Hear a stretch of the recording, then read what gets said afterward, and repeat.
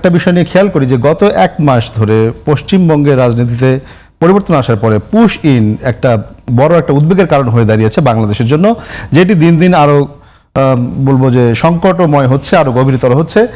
যদি আমরা এর সাথে মিলাই ডাক্তার জাহেদের দিল্লি থেকে ফিরে আসা, ইন্ডিয়ান হাই কমিশনের নতুন যোগদানের সময় বিতর্কিত বক্তব্য, সব মিলে আপনার পর্যবেক্ষণ কি?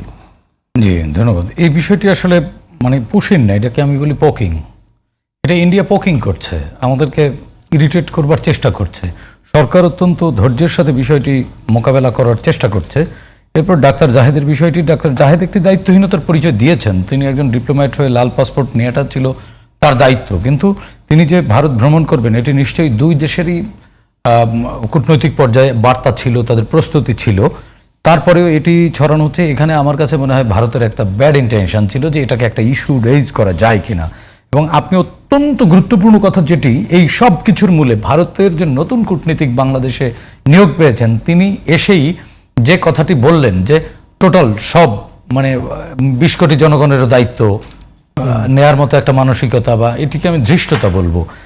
উনি বাংলাদেশের নাগরিকদেরকে তো ওনার নাগরিক মনে করার কোনো কারণ নেই।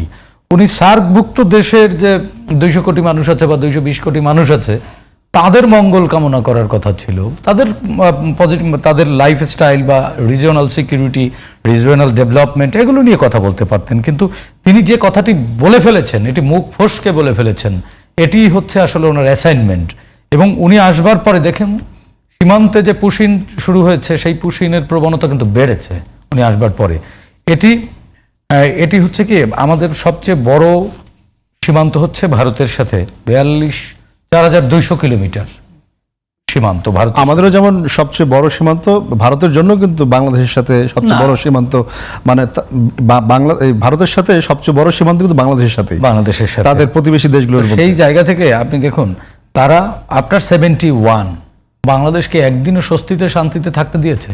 তারা এই মানসিকতা কিন্তু 71 থেকেই তারা মনে করেছিল যে বাংলাদেশ স্বাধীন হয়ে গেছে, এখন এটি তাদের একটা প্রভিন্সের মতো তারা এটিকে ট্রিট করবে। সেই জায়গা থেকে দেখুন, শেখ মুজিবকে ওনারা কিন্তু, শেখ মুজিব ওনাদের গৃহপালিত একজন নেতা ছিলেন, তো মনে করেছিলেন যে শেখ মুজিব ওনার গৃহপালিত নেতার মতোই আচরণ করবেন। কিন্তু শেখ মুজিব যখন ইন্দিরা গান্ধীকে তার ইন্ডিয়ান সেনা ফেরত নিতে বললেন, এরপরে আরও আমাদের কিছু ওই সময় পাকিস্তানিরা যেসব যুদ্ধাস্ত্র বা আমাদের কিছু সম্পদ রেখে গিয়েছিল, সেগুলো ভারত সব নিয়ে গিয়েছিল। এগুলোর হিস্যার প্রশ্ন যখনই আসে তখনই কিন্তু শেখ মুজিব মারা পড়ে।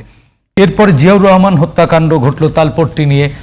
মানে টোটাল এ পর্যন্ত এই 2026 সাল পর্যন্ত ভারত কখনোই বাংলাদেশকে স্বাধীন সার্বভৌম একটি রাষ্ট্র হিসেবে মানতে তাদের কষ্ট হয়, যেই কারণে নানান সময় নানান অজুহাতে কখনো সীমান্ত হত্যাকাণ্ড, কখনো পুশিন, কখনো ড্রাগ এখানে ঢুকিয়ে দেয়া, কখনো মানে আমাদের যে নিরাপত্তা চৌকি আছে সেই চৌকিতে গুলিবর্ষণ, আমাদের সীমান্তের মধ্যে ঢুকে বিএসএফ এর গুলি চালানো, এই জিনিসগুলো কিন্তু ধারাবাহিকভাবে আছে।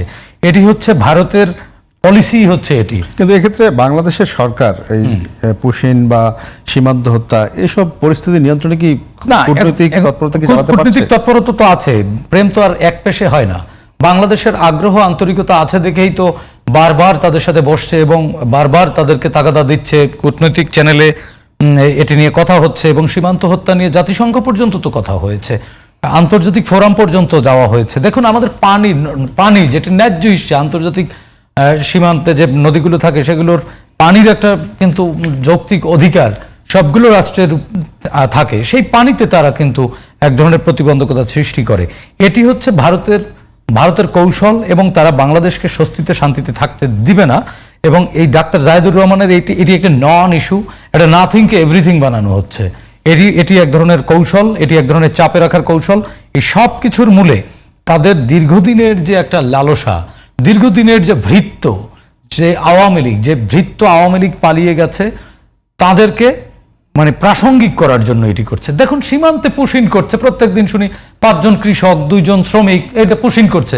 আরে ভাই, 8-9 হাজার আমার আওয়ামী ফ্যাসিস্ট চলে গেছে, ওইগুলোরে পুশিন করো, হাসিনাকে পুশিন করো, আমার ওবায়দুল কাদেরকে পুশিন করো, নানককে পুশিন করো, যে জায়গায় এগুলো তো ভিসা পাসপোর্ট কিচ্ছু নাই, এগুলোকে সব পুশিন করে দাও, আমরা তো এগুলোকে নিতেই চাই, সেগুলোকে পুশিন করে না। তার মানে ওই যে নিরীহ শ্রমিক, কৃষক, এগুলোকে ঠেলে দিয়ে এটা ইস্যু তৈরি করে, এগুলো পায়ে পড়ে ঝগড়া করার মতো অবস্থা।